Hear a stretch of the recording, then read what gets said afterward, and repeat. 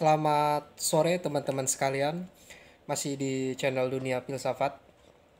Pada kesempatan ini kita akan berbicara mengenai pengetahuan, kekuasaan dan simbol. Jadi pernah berpuluh-puluh tahun di negeri ini kita dikuasai oleh orang-orang yang memiliki paradigma militeristik ya.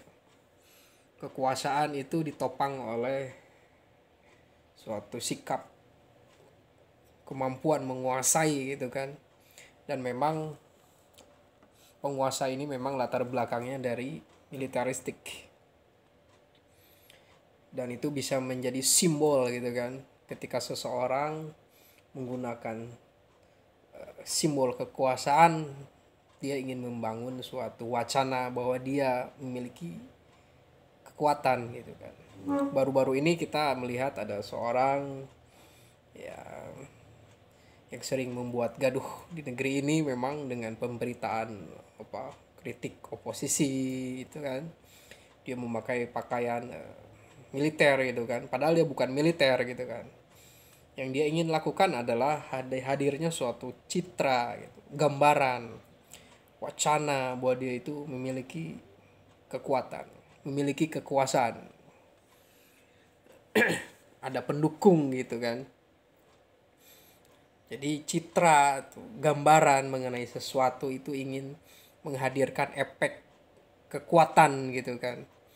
Kekuatan di sini berfungsi ingin mempengaruhi. Nah, di sini juga sebagai ada upaya untuk sebenarnya membodoh-bodohi masyarakat gitu kan. Atau ingin memaksakan suatu pendapat gitu kan. Apalagi dengan menggunakan simbol dari militeristik. Jadi setiap yang memakai baju simbol militer lalu dia berkata dan mengkritik orang lain, maka di sana ada kebenaran yang full mungkin di sini. Jadi memang manusia memainkan simbol gitu kan. Manusia itu bukan hanya merasionalisasi sesuatu tapi membuat simbol. Simbol ini berisi tentang suatu mekanisme kerja rasional dan pemaknaan gitu kan. Jadi kita jangan terkecoh dengan simbol gitu kan, karena simbol itu hanya sebagai suatu petanda ya yang menandai sesuatu, juga untuk menghadirkan suatu makna. Seorang pemikir dari Iran bernama Abdul Karim Soros, dia menjelaskan ada manusia yang memahami kehidupan itu dengan cara memahami identitas dan ada yang bersifat kebenaran.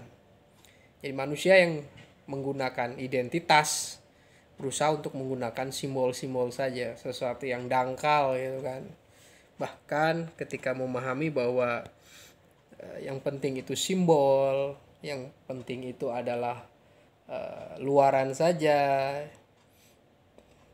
Inilah yang disebut dengan eksistensi manusia berhenti pada identitas saja, hanya memahami sesuatu yang bersifat simbolik, tanda gitu kan, tapi tidak berusaha untuk memahami esensi kebenaran itu sendiri gitu. Dan ini sebenarnya suatu pencitraan yang sangat tidak tidak mendidik juga ya. Misalnya kalau menggunakan suatu simbol kekuasaan, simbol militer itu untuk memaksakan suatu pendapat gitu kan. Ini sebagai sesuatu yang sebenarnya pembodohan, suatu banalitas gitu kan. Setelah Indonesia lepas dari kekuasaan Orde Baru gitu kan, militer itu menjadi profesional gitu kan, tidak mungkin bermain politik seharusnya, tidak boleh bermain politik, tidak boleh menjadi alat kekuasaan, tidak boleh menindas rakyat karena tentara itu berasal dari rakyat dan harus membela rakyat. Tapi memang beberapa orang yang merasa dirinya berhak menjadi wakil orang-orang yang tertindas menggunakan simbol itu, misalnya simbol militer, dan itu tidak boleh. Apalagi ingin memaksakan pendapat gitu kan, pada posisi ini bahwa proses banalitas itu atau pembodohan itu adalah upaya untuk ingin melegitimasi pengetahuan, membiarkan ada kebenaran-kebenaran yang lain tak terlihat gitu, hanya dirinya saja yang terlihat, ingin terlihat benar gitu kan. Ini sebenarnya suatu egoisme gitu kan, intinya suatu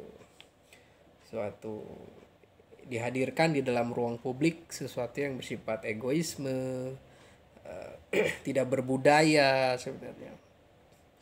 Padahal militer kita hari ini mungkin lebih berbudaya ya, secara administratif mungkin dia udah berbudaya. Mereka tidak mungkin menindas rakyatnya, menindas rakyat kecil, tidak mungkin lah sekarang. Kalaupun ada, itu pun adalah oknum. Jadi memaksakan suatu pendapat dengan simbol kekuatan, simbol kekuasaan, itu adalah upaya untuk menundukkan. Dan sayangnya di era sekarang ini kita bukan persoalan lagi soal kebenaran gitu kan, tapi persoalannya adalah apakah kebenarannya itu sebagai sesuatu yang punya kepentingan atau tidak. Ini jadi masyarakat sebenarnya udah pintar sekarang, tidak lagi terjebak dengan sesuatu yang bersifat politik sara, tidak lagi terjebak dengan kekerasan gitu kan.